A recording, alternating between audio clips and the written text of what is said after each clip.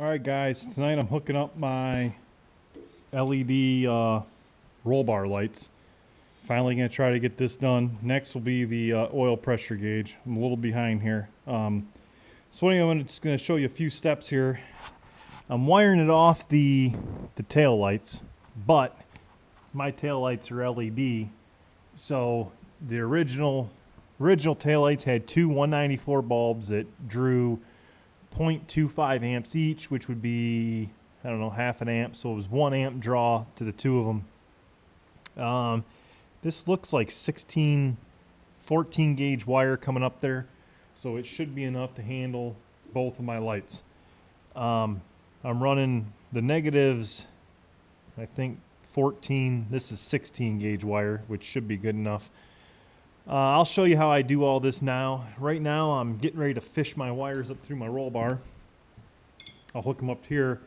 This hole was already here. I don't think you're supposed to drill through roll bars, but I drilled this hole, rat's tail filed it real good. I got some grommets that are gonna go in there.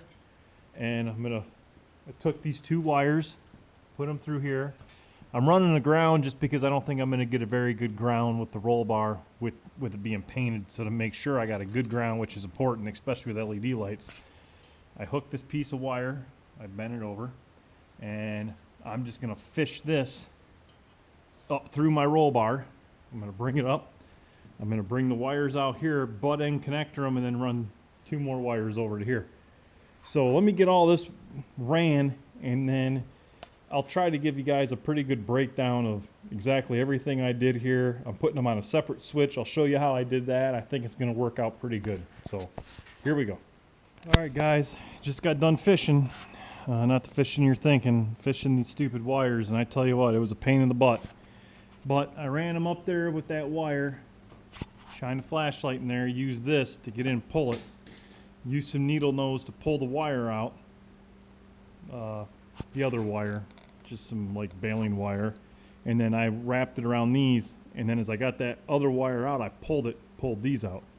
So what I'm doing real quick is I connected these wires here to these. I'm going to put this shrink tube, I use the shrink tube on everything, over that. I'm going to put another wire, positive here and a negative here. I'm going to shove these up in here and leave them out for this light.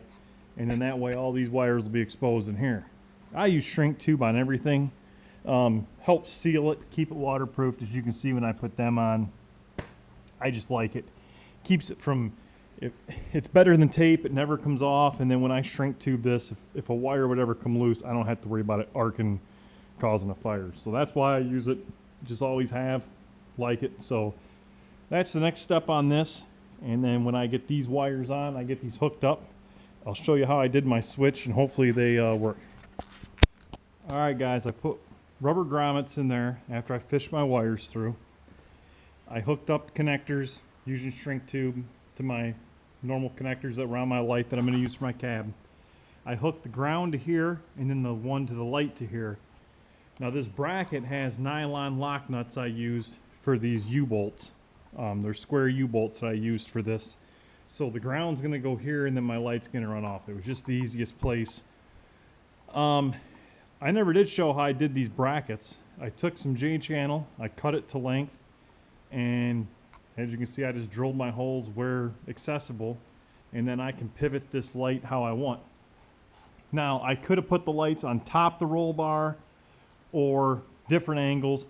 The reason I chose there was if I put them on top, I'm probably going to knock them off on something. I'm hitting tree branches, anything like that.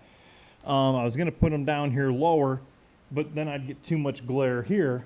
So where I have them aimed here is perfect for my mower deck, because my LED lights I have for the headlights, I got spots, they shine way out. These will shine right where I need to on my mower deck. Now, you could slide these up, down, wherever you need to.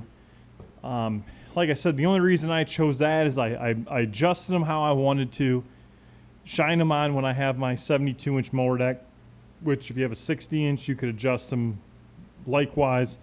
But I haven't had any problems with them yet, but it is, you get around trees and branches, you have to be careful because you could hit them brackets. So I didn't mention that earlier. Thought I'd throw that in there. So I'm going to go ahead and button all my wiring up here. I'll show you when that's done, and I'm going to start to work on the switch next. All right, guys, got everything wired up. Got everything in Lumen. Here's my switch I hooked up. I ran a wire from the light. I brought it up, ran a wire to the tail light, and then another wire off to my switch, which runs up to these lights. The reason I did it this way, you see I loomed everything, got everything zip tied up. Now I can turn on, run with my headlights, as you see, fine. And then if I want my auxiliary lights, I can open up my toolbox, flip them on.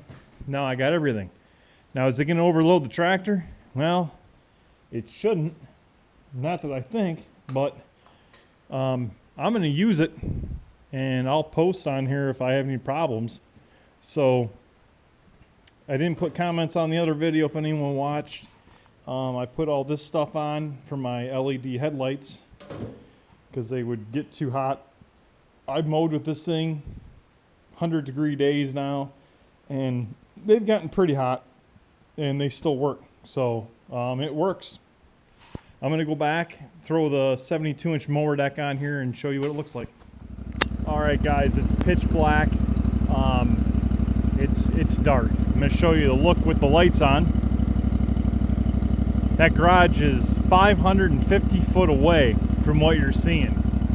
And I'm going to open up my toolbox. I'm going to throw on these lights. And that's what it's going to look like when I got my mower deck on. And then the switch on the dash controls everything. And then that controls them lights. But that's what it looks like before. And that's what it looks like after. So I'm going to go hook the mower deck on, and then we'll see what it looks like then. Alright guys, got the mower deck on. It's dark out here. That's what it looks like if you have just the lights on. Now, I'm going to throw them out with the roll bar lights. That's what it's going to look like mowing with them on. That's going to be awesome come fall. I'm going to get off here real quick and show you.